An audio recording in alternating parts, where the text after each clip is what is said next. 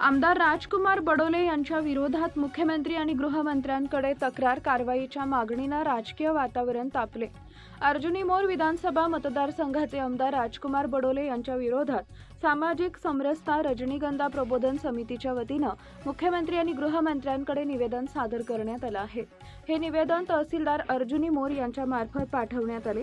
निवेदनात असा आरोप करण्यात आलाय की एका सार्वजनिक कार्यक्रमात आमदार राजकुमार बडोले यांनी राष्ट्रीय स्वयंसेवक संघाच्या गणवेशाचे आणि भारतीय जनता पक्षाच्या कमळ चिन्हाचे प्रतिकात्मक अवमूल्यन करणारे कृत्य केले।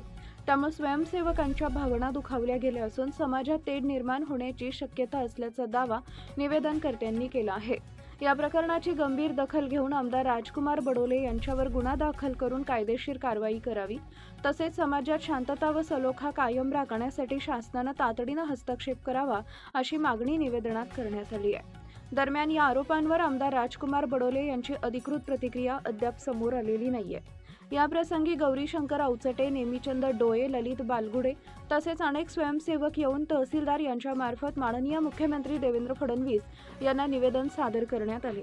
प्रतिनिधी कोमेश्वर डोंगरवार, गोंदिया। लाईक करा, शेअर करा, सबस्क्राईब करा आणि बेल आयकॉन प्रेस करा।